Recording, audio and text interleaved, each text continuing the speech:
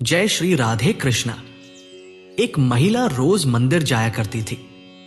एक दिन उसने पुजारी से कहा, महाराज, अब मैं मंदिर नहीं आऊंगी। पुजारी ने पूछा, बेटी क्यों? महिला बोली, मैं देखती हूं लोग मंदिर में आकर भी अपने मोबाइल पर व्यापार की बातें करते हैं। कुछ लोग मंदिर को गपशप करने का अड्डा बना चुके हैं। कुछ पूजा कम, दिखावा ज्यादा करते हैं।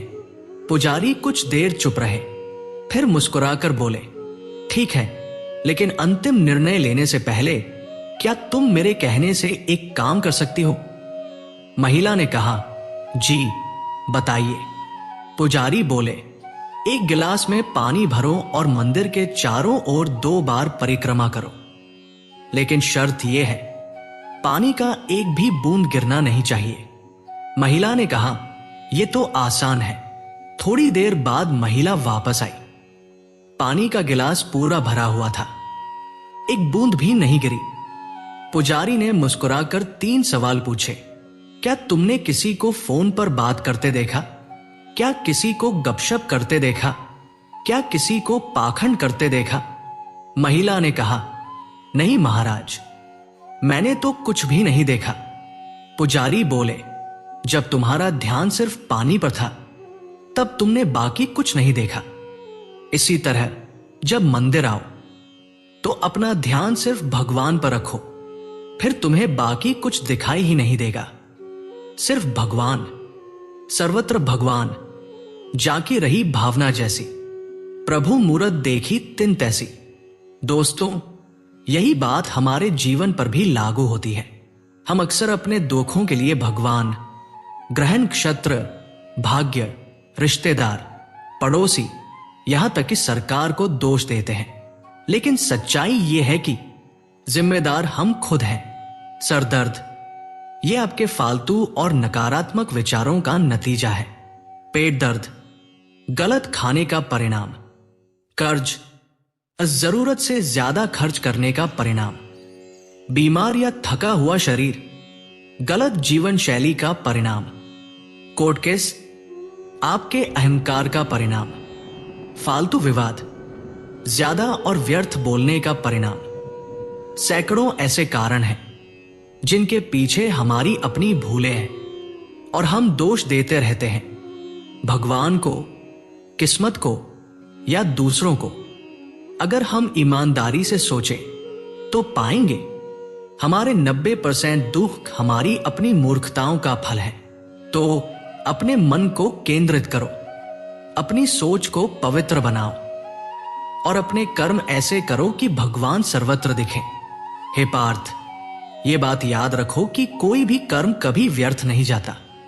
जैसे एक बीज बोने के बाद उसे अंकुरित होकर फल देने में समय लगता है, वैसे ही हमारे कर्मों के परिणाम भी समय लेकर प्रकट होते हैं। मनुष्य अधीर होता है, आज बोए और कल फल पाले, यही सोचता है, लेकिन समय का नियम अलग है। श्री कृष्ण कहते हैं, जो भी कर्म करो, यह विश्वास अपने हृदय में पक्का रखो कि उसका फल तुम्हें अवश्य मिलेगा। देरी हो सकती है, लेकिन अन्याय कभी नहीं होगा। जब हम कोई कर्म करते हैं तो वह ब्रह्मांड में एक ऊर्जा की तरह प्रवाहित होता है। यह ऊर्जा कारण और परिणाम के विशाल जाल में प्रवेश करती है और फिर जब समय सही होता है तब वह लौटकर हमारे जीवन में अपना असर दिखाती है। अच्छे कर्मों के फल भी आते हैं और बुरे कर्मों की सजा भी तय होती है। बस उनके आने का मार्ग और समय अलग अलग होता है। कई बार जीवन हमें धैर्य की परीक्षा में डाल देता है, लेकिन अगर श्रद्धा और विश्वास बना रहे तो देर से ही सही पर फल जरूर मिलता है।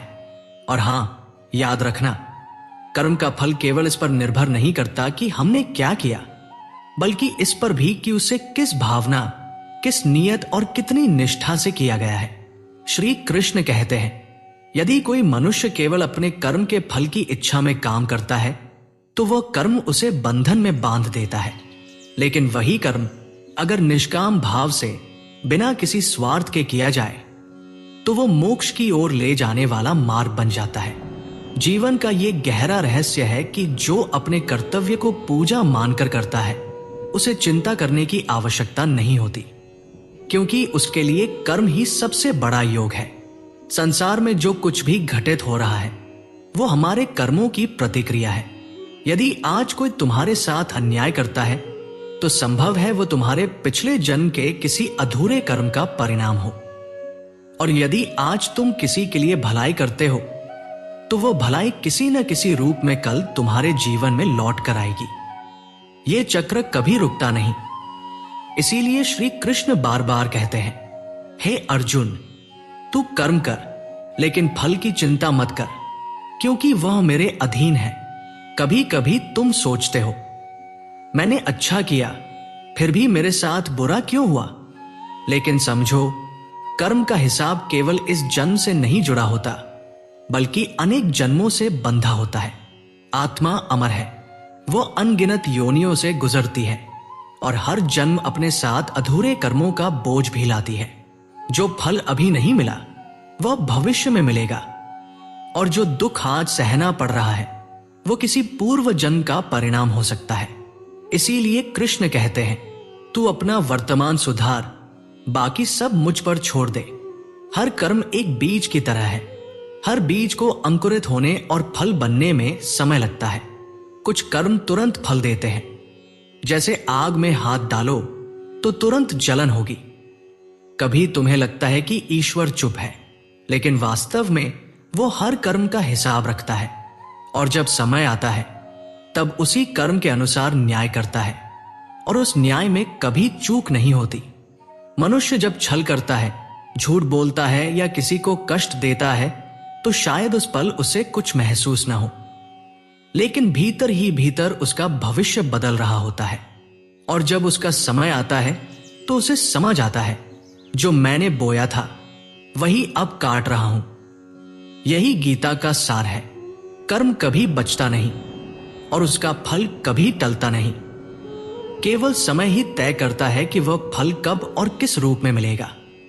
कर्म का फल कई रूपों में आता है, कभी रिश्तों में प्रेम और सम्मान के रूप में, कभी स्वास्थ्य और सुख के रूप में, कभी धन और प्रतिष्ठा के रूप में। जो आज दूसरों की सेवा करता है कल दूसरों से आदर पाता है। जो आज अपमान करता है कल अकेला और तिरस्कृत होता है। ये जीवन एक दर्पण है, जैसा तुम इसमें डालोगे वैसा ही तुम्हारे पास लौट कर आएगा। और यही श्री कृष्ण की अमूल्य शिक्षा है। तुम्हारे जीवन में जो कुछ भी घट रहा है वो तुम्हारे ही कर्मों की गूंज है, तुम्हारे अपने ही बोए हुए बीज का प्रतिफल।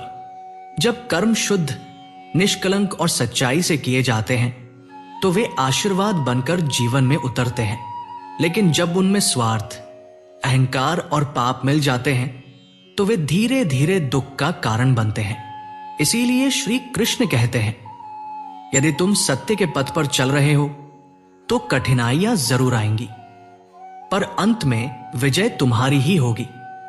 लेकिन यदि तुम अन्याय और छल के सहारे आगे बढ़ते हो तो वो राह ज्यादा दूर तक नहीं जाएगी। जीवन का कोई भी क्षण ऐसा नहीं है जब हम कर्म न कर रहे हों। यहां तक कि विचार भी एक प्रकार का कर्म है। तुम्हारे विचार ही तुम्हारे भाव बनाते हैं, और वही भाव तुम्हारे कर्मों का रूप तय करते हैं। इसीलिए गीता में स्पष्ट कहा गया है, मनुष्य अपने विचारों से ही महान बनता है या पतित होता है। यदि विचार शुद्ध है तो कर्म भी सात्विक होंगे और उनका फल भी पवित्र होगा। भविष्य में क्या होगा ये इस पर निर्भर नहीं करता कि तुम कितनी पूजा पाठ करते हो या कितने व्रत रखते हो, बल्कि इस पर कि तुम्हारे कर्म कितने ईमानदार, सच्चे और निष्कलंक हैं। कर्म ही असली भक्ति है, क्योंकि भगवान उसी को पसंद करते हैं जो कर्म में ईमानदारी और समर्पण दिखाता है। जो केवल शब्दों में भक्त है लेकिन कर्मों में अन्याय करता है, वो कभी ईश्वर की कृपा का अधिकारी नहीं बन सकता। श्री कृष्ण ये भी कहते हैं, जो व्यक्ति प्रतिदिन छोटे छोटे कर्म भी सजगता और प्रेम से करता है उसका जीवन धीरे धीरे प्रकाश से भर जाता है। क्योंकि परमात्मा को गति में श्रद्धा चाहिए, गति में विनम्रता चाहिए। तुम चाहे कितना भी छोटा काम करो, अगर वह सच्चाई से किया गया है तो उसका फल भी उतना ही अमूल्य होगा। कर्म का फल तुम्हारी नियति से जुड़ा होता है और नियति कभी उस व्यक्ति का अपमान नहीं करती जो सच्चाई के मार्ग पर चलता है। हे मानव, जब तुम्हें लगे कि तुम्हारे जीवन में न्याय नहीं हो रहा, जब तुम्हारी मेहनत बेकार लगने लगे, जब तुम्हें महसूस हो कि इस संसार में अच्छाई का कोई मूल्य नहीं रहा, तो उस क्षण कृष्ण को याद करो, क्योंकि वही है जो हर सांस, हर भावना और हर आंसू का साक्षी है। वो कभी चुप नहीं रहता, बस उसकी चुप्पी तुम्हारे धैर्य की परीक्षा होती है। कई बार जीवन तुम्हें ऐसे मोड़ पर ला खड़ा करता है जहां हर रास्ता बंद लगता है, जहां कोई सहारा नहीं दिखता, और तुम थक जाते हो अपने अच्छे कर्मों का बोझ उठाते उठाते। तब तुम रोते हो, ईश्वर से पूछते हो, हे भगवान, मैं तो सच्चा रहा, फिर भी मुझे दुख क्यों मिला? और उसी समय कृष्ण भीतर से उत्तर देते हैं, हे प्रिय, तुम्हारा हर आंसू मेरे पास सुरक्षित है। तुम्हारे हर अच्छे कर्म का फल संचित हो रहा है। यह समय भी बीत जाएगा, लेकिन तुम्हारी सच्चाई अमर रहेगी। याद रखो, यह संसार तुरंत परिणाम नहीं देता। जब तुम्हें लगता है कि सब हार गए और बस तुम अकेले बचे हो, वहीं से तुम्हारी विजय का आरंभ होता है। जो व्यक्ति कर्म करते समय केवल फल के पीछे नहीं भागता, वो धीरे धीरे परमात्मा की कृपा के निकट पहुंच जाता है। कृष्ण कहते हैं, जो मुझ में श्रद्धा रखता है और निडर होकर अपने धर्म का पालन करता है, उसके लिए मैं स्वयं मार्ग बन जाता हूं। तुम सोचते हो कि तुम्हारा कर्म छोटा है, लेकिन भगवान कभी कर्म के आकार को नहीं देखते। वो केवल उसकी भावना देखते हैं। एक भूखे को रोटी देना, किसी दुखी के आंसू पोंछना, किसी अनजान की मदद करना, ये ऐसे कर्म हैं जिनका फल तुम्हें तुरंत ही नहीं, बल्कि सदियों तक मिलता है। और जब तुम्हें लगे कि कोई नहीं देख रहा, तब समझ लो, ईश्वर सबसे गहरी दृष्टि से चुपचाप सब देख रहा है। मित्रों, क्या आपने कभी सोचा है कि लोग आपके बारे में क्या कहते हैं, इसका असर आपके जीवन पर कितना होना चाहिए? आज मैं आपको एक ऐसी कहानी सुनाऊंगा जो इस सवाल का जवाब देती है, और वह भी बेहद गहरी सीख के साथ। बहुत समय पहले एक विशाल, शांत और रहस्यमय जंगल में सिंहराज नाम का एक शेर रहता था। उसकी दहाड़ इतनी ताकतवर थी कि सुनते ही पेड़ों की पत्तियां तक कांप उठती और दूर दूर तक सन्नाटा छा जाता। लेकिन जितना वह ताकतवर था, उतना ही धैर्यवान और न्यायप्रिय भी था। सिंहराज बिना वजह किसी पर हमला नहीं करता। वह केवल भूख लगने पर ही शिकार करता और अपने जंगल में हर जीव जंतु के साथ संतुलन बनाए रखता। जंगल से थोड़ी दूरी पर एक मैदान था। वहां सैकड़ों भेड़ें रहती थी। ये भेड़ें दिन रात एक ही बात करती, शेर के बारे में। धीमे धीमे फुसफुसाहट। अरे, वो शेर खुद को क्या समझता है? उसका डर बस दिखावा है। उसका आकार और चाल सब लोगों को डराने के लिए है। इन तानों का कोई अंत नहीं था। एक दिन ये बातें सिंहराज के शिष्य, एक युवा और जोशीले शेर के कानों में पड़ी। वो गुस्से से भर गया। तेज कदमों से वह अपने गुरु के पास पहुंचा। गुरुजी, हमें जाकर उन भेड़ों को सबक सिखाना चाहिए। वो आपकी इज्जत का मजाक उड़ा रही है। सिंहराज ने गहरी और शांत निगाहों से अपने शिष्य को देखा, फिर हल्के से मुस्कुराते हुए बोला, बेटा, अगर मैं अपना समय इस सोच में बर्बाद कर दूं कि भेड़ें मेरे बारे में क्या कहती हैं, तो मैं कभी शिकार नहीं कर पाऊंगा और न ही अपने जंगल की रक्षा कर पाऊंगा। भेड़ों का काम है बड़बड़ाना और शेर का काम है अपनी राह पर राज करना। युवा शेर अभी भी असमंजस में था। लेकिन गुरुजी, अगर वो आपकी इज्जत खराब कर रही हो तो? सिंहराज ने शांत स्वर में कहा, बेटा, इज्जत मैं अपने कर्मों से कमाता हूं, दूसरों के शब्दों से नहीं। अगर मैं हर भेड़ की बात का जवाब देने लगूं, तो मैं उनके स्तर तक गिर जाऊंगा। और याद रखो, एक शेर कभी भेड़ बनने के लिए पैदा नहीं होता। उस दिन युवा शेर ने जीवन की सबसे बड़ी सीख ली।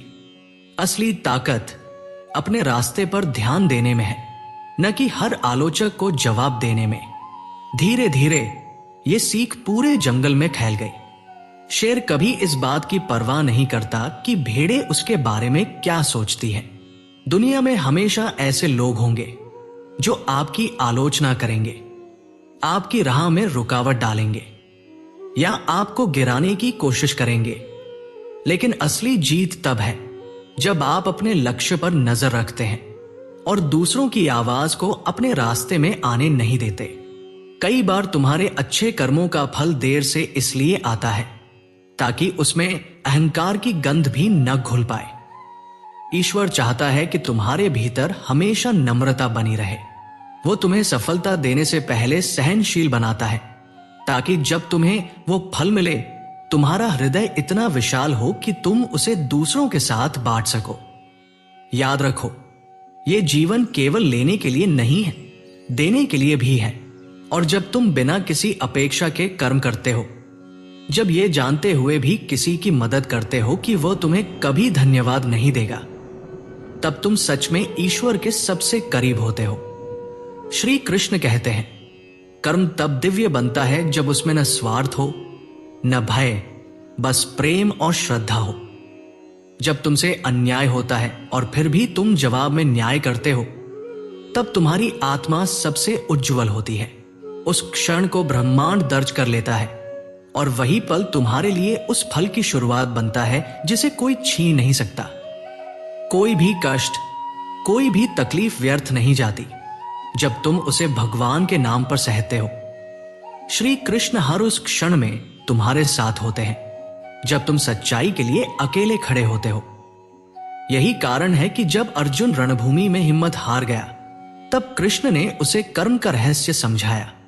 यदि तू अपने कर्तव्य से पीछे हटेगा तो भविष्य तुझे कभी क्षमा नहीं करेगा, और यदि तू सच्चे भाव से लड़ेगा तो ये युद्ध केवल विजय ही नहीं बल्कि तेरा आत्मिक उत्थान बन जाएगा। जीवन भी एक रणभूमि है और यहां हर कर्म एक तीर की तरह है जिसे या तो प्रेम से चलाओ या अधर्म से। लेकिन याद रखो, हर तीर लौट कर आता है। कभी यह मत सोचो कि दुनिया नहीं देख रही तो जो चाहो कर लो।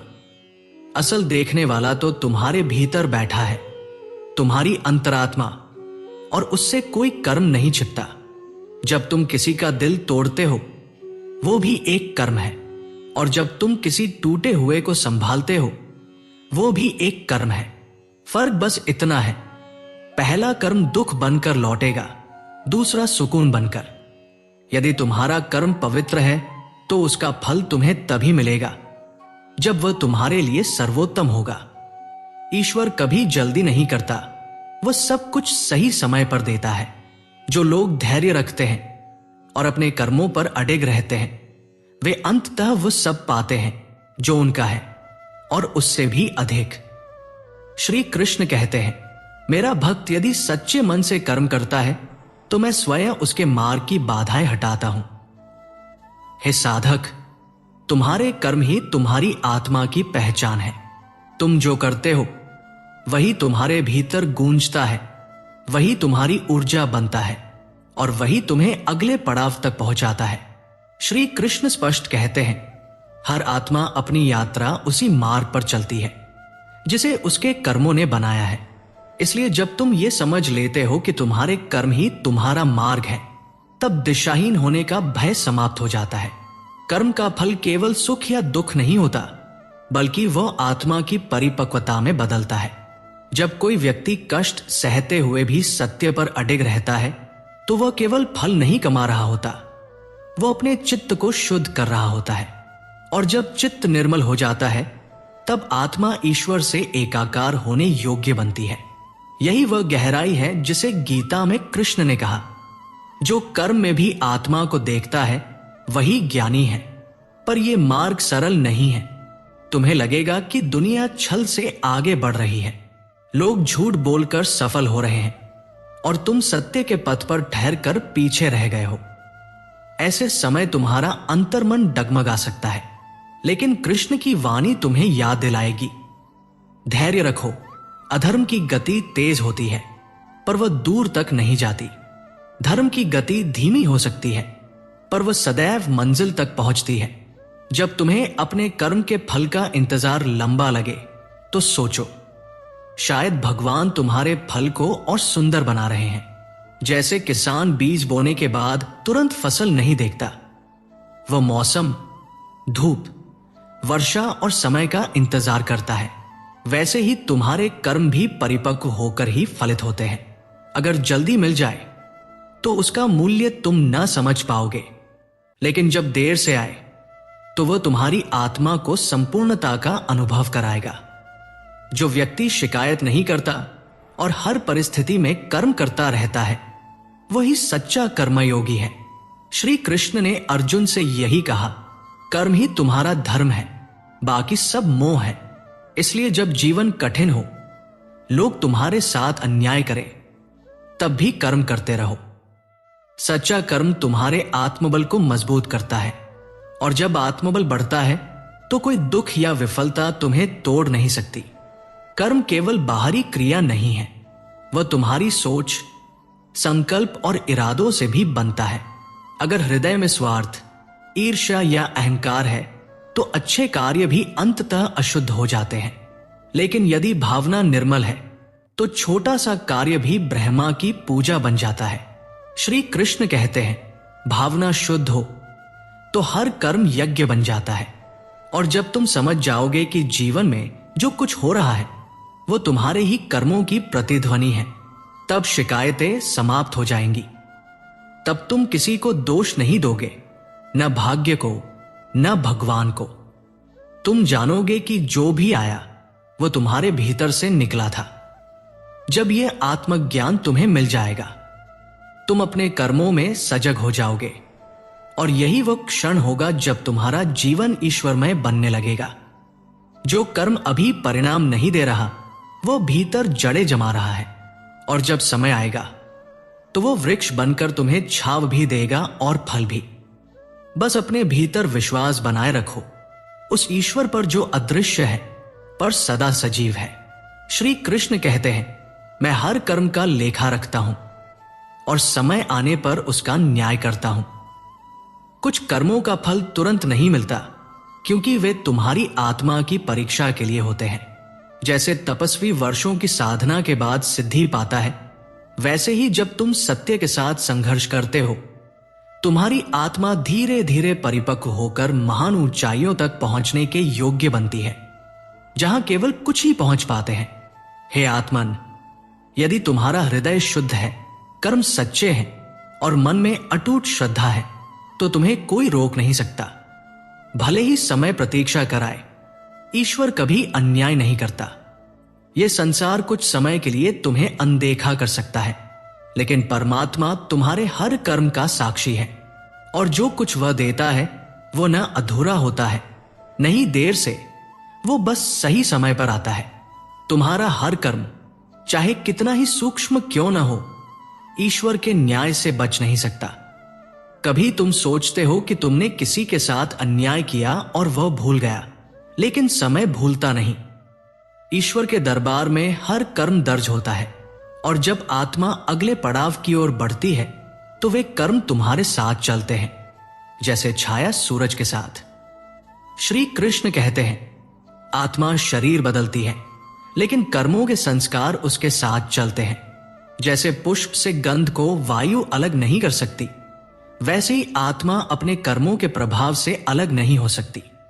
इसलिए जो दुख आज तुम्हें मिल रहा है, संभव है वो किसी पुराने जीवन की प्रतिक्रिया हो जिसे तुम भूल चुके हो, और जो सुख आज तुम्हें मिल रहा है वह भी किसी पूर्व जन्म के श्रद्धापूर्ण कर्म की सौगात हो सकता है। जब मनुष्य जन्म लेता है, वो खाली हाथ नहीं आता, वो अपने कर्मों की गठरी लेकर आता है। किसी को बचपन से ही समृद्धि मिलती है, किसी को कष्ट, कोई अत्यंत बुद्धिमान होता है, कोई संघर्षरत। यह अंतर केवल ईश्वर की कृपा नहीं, बल्कि कर्मों का परिपाक है। श्री कृष्ण की वाणी स्पष्ट कहती है, जो जैसा बोता है वैसा ही काटता है। जीवन बदल सकता है, देह बदल सकती है, पर कर्म का फल नहीं बदलता। जब तुम ये समझ जाओगे कि तुम्हारे कर्मों का प्रभाव अगले जन्म तक चलता है, तब तुम और सजग हो जाओगे। तुम ये सोचकर कोई बुरा कार्य नहीं करोगे कि कोई देख नहीं रहा, क्योंकि देख तो रहा है वो परमात्मा, जो तुम्हारी आत्मा का भी स्वामी है, और वह तुम्हें अगले जीवन में भी वही देगा जो तुमने इस जीवन में बोया है। मनुष्य जब कोई अच्छा कार्य करता है तो वह न केवल अपने वर्तमान को सुंदर बनाता है, बल्कि अपने भविष्य को भी प्रकाशमान करता है। और जब वह कोई पाप करता है तो वह अपने आने वाले कल को अंधेरे में ढकेल देता है। इसीलिए श्री कृष्ण अर्जुन से कहते हैं, जो युद्ध धर्म के लिए हो वो पवित्र है, पर जो कर्म स्वार्थ, भय या क्रोध से किया जाए वो बंधन बन जाता है। ये जीवन केवल एक पड़ाव है, आगे की यात्रा तुम्हारे आज के कर्म तय करते हैं। आत्मा की अनंत यात्रा में ये जीवन सिर्फ एक क्षण भर है, अंत नहीं। यदि आज तुम किसी से छल करते हो, उसका परिणाम शायद इसी जन्म में ना आए, लेकिन आने वाले जीवन में अवश्य मिलेगा। और यदि आज तुम किसी की मदद करते हो तो वह सहायता एक अदृश्य ऊर्जा बनकर हर जन्म में तुम्हारी रक्षा करेगी। कर्म करो, पर सोच समझ कर, क्योंकि एक बार किया गया कर्म सदा के लिए तुम्हारा हो जाता है। जब ये जान गए कि कर्मों का फल जन्मों तक साथ चलता है, तो क्यों ना आज ही अपनी आत्मा को पवित्र कर लो। क्यों ना ऐसे कार्य करो जो हर जीवन में तुम्हारे लिए सहारा बने। जब तुम किसी भूखे को अन्न देते हो, किसी उदास को मुस्कान देते हो, किसी टूटे को सहारा देते हो, तब तुम केवल उस क्षण को नहीं बल्कि आने वाले जन्मों को भी सुख से भर रहे होते हो। पर यदि कर्म केवल फल की इच्छा से करते हो तो वह निष्काम नहीं रहता। श्री कृष्ण कहते हैं, जो केवल फल के लिए कार्य करता है वह बंधन में फंसता है, लेकिन जो अपने कर्तव्य को भगवान की सेवा मानकर करता है वो मुक्त हो जाता है। इसलिए कर्म करो पूजा की तरह, श्रद्धा, समर्पण और निस्वार्थ भाव से, तभी उसका फल ईश्वर की कृपा के रूप में लौटेगा। कई बार जिनके जीवन में असहनीय पीड़ा आती है, वे पूछते हैं, कृष्ण मैंने क्या किया था? पर वे नहीं समझते कि यह जीवन तो सिर्फ एक अध्याय है, पूरी पुस्तक नहीं।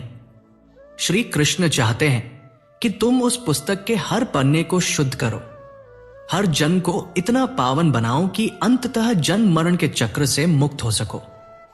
इसलिए अगली बार जब तुम किसी के साथ कठोर हो, किसी की भावनाओं से खेलो या किसी की पीड़ा का कारण बनो, तो याद रखना यह कर्म क्षणिक नहीं है, यह तुम्हारे भाग्य की दीवार पर लिखा जाएगा।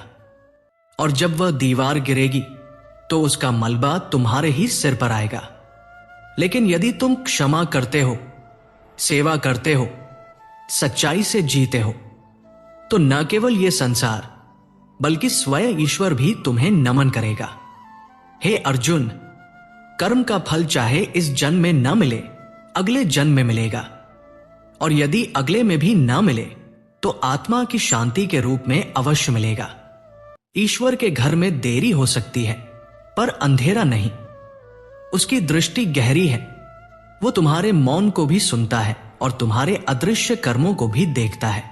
इसलिए सत्य से मत डगमगाना, देर भले हो, न्याय निश्चित है। हे साधक, याद रखो, जो आज तुम्हें कठिनाई दिख रही है वो शायद तुम्हारे जीवन का सबसे बड़ा आशीर्वाद बनकर लौटे। जैसे रात्रि के अंधकार के बाद सूर्योदय निश्चित है, वैसे ही धैर्य और श्रद्धा के बाद सफलता और शांति भी निश्चित है। परंतु यह सफलता केवल बाहरी नहीं होगी, यह तुम्हारे भीतर भी एक नया प्रकाश भर देगी। श्री कृष्ण कहते हैं, जब तू अपने कर्म को पूजा मानकर करेगा तो मैं स्वयं तेरे भीतर बैठकर तेरी राह आसान कर दूंगा। तेरे शत्रु तेरे मित्र बन जाएंगे, तेरे डर तेरी ताकत बन जाएंगे और तेरे आंसू तेरे लिए आशीर्वाद का रूप ले लेंगे। इसलिए हर परिस्थिति में अपना मन स्थिर रखो, ना अति उत्साहित हो, ना अति निराश, क्योंकि जो हर स्थिति में संतुलित रहता है वही वास्तव में योगी है। तुम्हारे जीवन का हर अनुभव, चाहे वो सुख हो या दुख, तुम्हें ईश्वर के और निकट लाने के लिए है। जब तुम इसे समझ लोगे तो शिकायतों की जगह आभार का भाव आ जाएगा, और जब आभार का भाव आ जाएगा तो तुम्हारे कर्म पवित्र हो जाएंगे, और पवित्र कर्मों से जो फल मिलता है वह केवल इस जन्म का नहीं, अनंत जन्मों का सुख देता है। एक बार की बात है, एक छोटे से गांव में राघव नाम का युवक रहता था। राघव बहुत परिश्रमी था, परंतु जीवन में सब कुछ उसके विरुद्ध होता जा रहा था। खेत में मेहनत करता तो मौसम साथ नहीं देता, व्यापार में जाता तो घाटा हो जाता। घर में आर्थिक तंगी बढ़ गई, रिश्तेदार ताने देने लगे और दोस्त भी धीरे धीरे दूरी बनाने लगे। एक दिन वह थककर मंदिर पहुंचा और भगवान के सामने बैठकर बोला, हे प्रभु, मैंने किसी का बुरा नहीं किया, कभी किसी को धोखा नहीं दिया, फिर भी मेरी जिंदगी इतनी कठिन क्यों है? क्या आपने मेरी प्रार्थनाएं सुनना छोड़ दी? मंदिर में एक बुजुर्ग पुजारी खड़े थे। उन्होंने मुस्कुराते हुए कहा, बेटा, क्या तुम जानते हो, किसान जब खेत में बीज बोता है तो तुरंत फसल नहीं उगती। पहले वह बीज मिट्टी में छुप जाता है, अंधेरे में रहता है, बरसात और धूप सहता है, और फिर समय आने पर वो अंकुरित होकर हरी भरी फसल बन जाता है। राघव उलझन में पड़ गया, इसका मेरी जिंदगी से क्या संबंध है? पुजारी ने गंभीर होकर कहा, तुम्हारी जिंदगी भी उसी बीज की तरह है। इस समय ईश्वर तुम्हें अंधेरों में रखकर, मुश्किलों से गुजार कर तैयार कर रहे हैं, क्योंकि बिना तैयारी के दिया गया आशीर्वाद संभल नहीं पाता। राघव चुपचाप सुनता रहा। पुजारी ने आगे कहा, ईश्वर की योजना हमसे बड़ी है। तुम सोचते हो कि तुम्हारा समय खत्म हो रहा है, पर असल में यह समय तुम्हें गढ़ रहा है। जैसे सोने को आग में तपाया जाता है, वैसे ही तुम्हें भी ये कठिन दौर चमकाने के लिए है। बस धैर्य रखो और विश्वास मत खो। उस दिन राघव मंदिर से हल्के मन से लौटा। हालात तुरंत नहीं बदले, लेकिन उसका नजरिया बदल गया। वो अब समझ चुका था कि हर कठिनाई एक तैयारी है और हर देरी में एक दिव्य योजना छुपी है। जब जिंदगी आपको अंधेरों में डाल दे तो समझ लीजिए आप मिट्टी में दबा नहीं गए, बल्कि बोए गए हैं, और जब समय आएगा आप खिल उठेंगे। ठीक वैसे जैसे अंधेरी मिट्टी में छुपा बीज उजाले में फूल बनकर खिलता है। श्री कृष्ण कहते हैं, कभी कभी जीवन हमें ऐसे मोड़ पर खड़ा कर देता है जहां चारों तरफ सिर्फ अंधेरा होता है, न रास्ता दिखता है, न मंजिल की कोई आहट सुनाई देती है। हर सवाल ताने में बदल जाता है और हर खामोशी एक चीख बनकर दिल को चीर जाती है। लगता है जैसे किस्मत ने मुंह मोड़ लिया हो और उम्मीद ने भी साथ छोड़ दिया हो। परंतु क्या यही आखिरी सच है? नहीं, क्योंकि जिस समय हम टूटने के सबसे करीब होते हैं, उसी समय हम बदलने के सबसे काबिल भी होते हैं। जब समस्या दरवाजा खटखटाती है, समझ लो समाधान भी कहीं पास खड़ा रास्ता ढूंढ रहा है। श्री कृष्ण कहते हैं, हर मुसीबत अपने साथ एक संदेश लेकर आती है। वह कहती है, अब तू पहले जैसा नहीं रहेगा। और यही वो पल है जहां इंसान या तो हार मान लेता है या फिर अपनी रगों में सोई हुई आग को जगा देता है। याद रखो, कोई भी समस्या हमेशा के लिए नहीं रहती। वो आती है, झकझोरती है और तुम्हें याद दिला जाती है कि तुम बनाए ही गए हो तूफानों से लड़ने के लिए, हार मानने के लिए नहीं। जब तुम गिरते हो तो दर्द होता है, लेकिन जब गिरकर उठते हो तो इतिहास बनता है। कोई भी रास्ता सच में बंद नहीं होता, बस हमारी नजरें उस दिशा से हट जाती हैं जहां समाधान छिपा होता है। कभी चुपचाप बैठो, अपनी सांसों की आवाज सुनो। वे कहती हैं, तू अब भी जिंदा है और जब तक सांसें हैं तब तक कर सकता है। भागो मत, समस्या की आंखों में आंखें डालो और कहो, तेरी औकात नहीं कि तू मेरे इरादों को तोड़ सके। श्री कृष्ण कहते हैं, मनुष्य का जन्म केवल सांस लेने के लिए नहीं हुआ, उसका जन्म हुआ है कर्म के लिए। जैसे समय कभी नहीं रुकता, वैसे ही तुम्हारे कर्म की गति भी कभी ठहरनी नहीं चाहिए। हां, कर्म करने से पहले एक सवाल जरूर मन को बेचैन करता है, क्या मैं सही दिशा में चल रहा हूं? और यही सवाल बन जाता है भीतर का सबसे बड़ा युद्ध, भीतर का महाभारत। जीवन में आशा का आकार मायने नहीं रखता, वह छोटी हो या बड़ी। जब तक आशा है तब तक ऊर्जा है, पर जैसे ही निराशा मन में घर कर लेती है, वह आत्मबल, सोच और निर्णय सब कुछ हिला देती है। निराशा वो अंधेरा है जो मन के भीतर के सारे दीपक बुझा देता है। इसलिए श्री कृष्ण कहते हैं, अपने भीतर मुझे बसाओ, मैं तुम्हारा दीप बन जाऊंगा, तुम्हारा मार्ग बन जाऊंगा। एक छोटे से गांव में अंधेरी रात थी। आसमान पर बादल छाए थे, चांद तारे भी नहीं दिख रहे थे।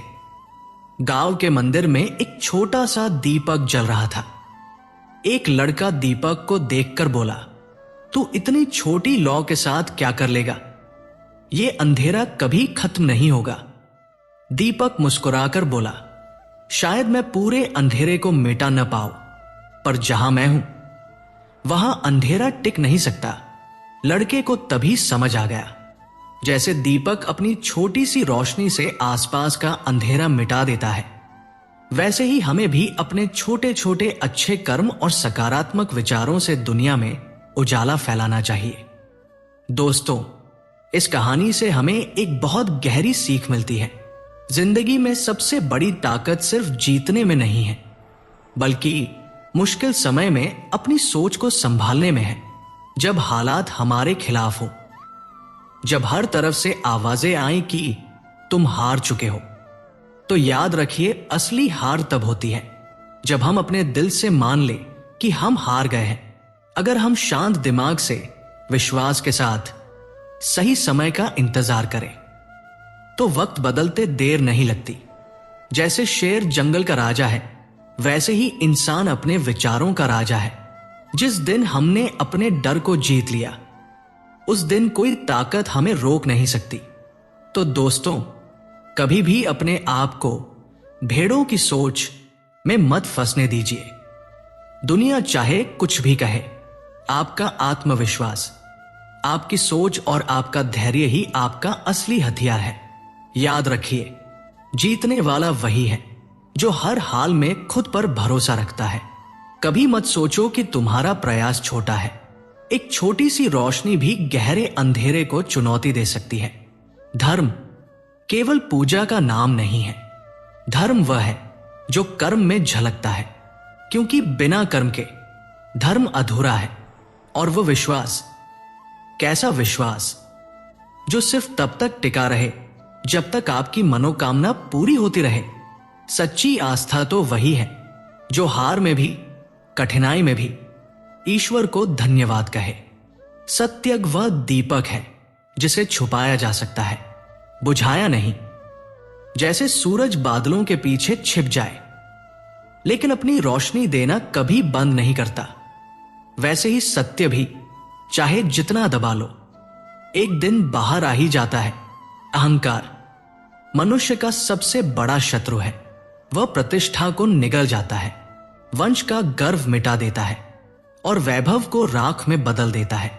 जिस दिन मैं का त्याग हो जाता है, उसी दिन ईश्वर का साक्षात्कार होता है। मृत्यु का भय किससे? आत्मा अमर है, ना वो जल सकती है, ना काटी जा सकती है, ना सूख सकती है। उसका अंतिम लक्ष्य है परमात्मा में विलीन हो जाना। श्री कृष्ण कहते हैं, 3 द्वार हैं नरक के, काम, क्रोध और लोभ। ये तीनों उस आग की तरह हैं जो बाहर से नहीं भीतर से जलाती है। काम मन को भटकाता है, क्रोध विवेक को खा जाता है और लोभ आत्मा को खोखला कर देता है। जो इनसे मुक्त हो गया वह इस संसार में रहते हुए भी आत्मा से ऊपर उठ जाता है। जब मन अशांत होता है तो ईश्वर भी पास होकर दूर लगते हैं। पर जैसे ही हम अपनी सांस पर ध्यान लाते हैं, अपने भावनाओं को शांत करते हैं, वैसे ही भीतर वो शक्ति प्रकट होती है जो स्वयं परमात्मा की उपस्थिति है। ईश्वर कहीं दूर नहीं, वो हमारी होश में है, हमारी हर सांस में है। जिस दिन मन शांत हो गया, उसी दिन दुख का अंत शुरू हो जाता है। शांति वह सीढ़ी है जो मनुष्य को आत्मा और फिर परमात्मा से जोड़ती है। शांत मन स्थिर बुद्धि देता है और स्थिर बुद्धि आत्मा के द्वार खोल देती है।